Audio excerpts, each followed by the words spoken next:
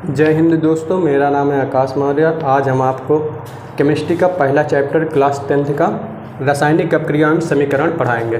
तो आप देखेंगे कि रासायनिक अपक्रिया किसे कहते हैं और इससे जो समीकरण बनता है उसे क्या कहते हैं। चलिए समझते हैं। सबसे पहले रासायनिक अपक्रिया किसे कहते हैं, तो लिखते हैं जरा रासायनिक अपक्रिया की परिभाषा। रासायनिक अपक्रिया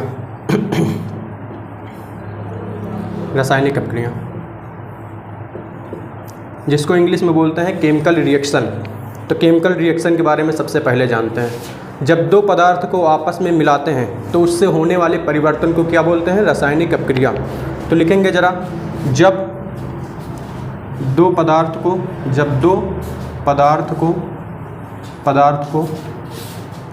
आपस में मिलाते हैं, तो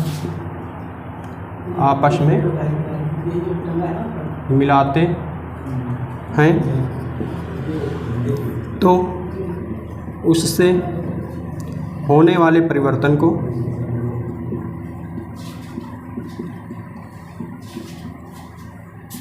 रासायनिक अपक्रिया कहते हैं। रासायनिक अपक्रिया या केमिकल रिएक्शन कहते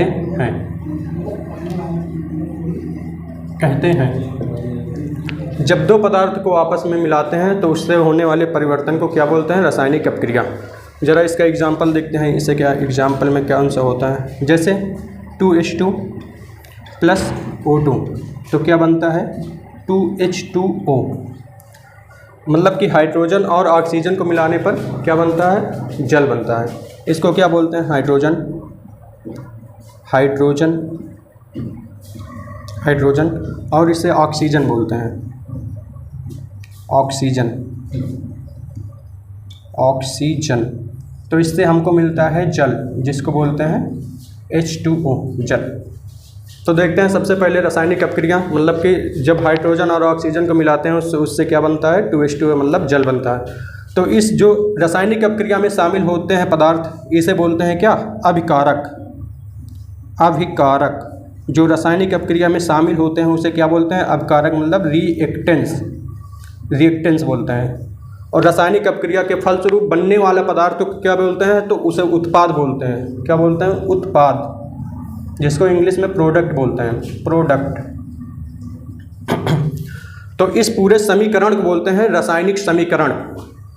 अब हम देखेंगे इसको बैलेंस कैसे करते हैं, ये बैलेंस है या नहीं है। सबसे पहले ये देखेंगे तो इधर वाले पदार्थ जो हैं, जैसे हाइड्रोजन है, हाइड्रोजन का परमाणु क्रमांक कितना होता है, 1, और इसके साथ अणु कितने हैं, 2। तो हम देखेंगे हाइड्रोजन के अणु कितने हो जाएंगे, 2 × 2 यानी 2। इसी तरह ऑक्सीजन के भी देखेंगे कि इसका कैसे समीकरण बैलेंस करेंगे। ऑक्सीजन का परमाणु क्रमांक कितना होता है, 8, और इसमें अणु कितने हैं, 2। तो 8 दूनी 16 हो जाएंगे। टोटल कितने आते हैं हाइड्रोजन और ऑक्सीजन को मिलाकर, तो 16 2 18। तो यहाँ पर देखेंगे ये 18 हो जाएगा। इसी तरह इधर वाले में भी बैलेंस करने की कोशिश करेंगे। जैसे हाइड्रोजन का परमाणु क्रमांक कितना होता है, 1, इसके साथ अणु कितने हैं, 2, तो 2 का गुणा 1 से करेंगे, 2 × 2 हो जाएगा। इसी तरह ऑक्सीजन को देखेंगे, ऑक्सीजन के परमाणु क्रमांक कितना होता है, 8, और इसके साथ अणु कितने हैं, ऑक्सीजन के साथ अणु हैं 2। तो देखेंगे ऑक्सीजन के साथ अणु जब 2 हैं तो 8 × 2 बराबर कितना हो जाएगा, 8 दूनी 16।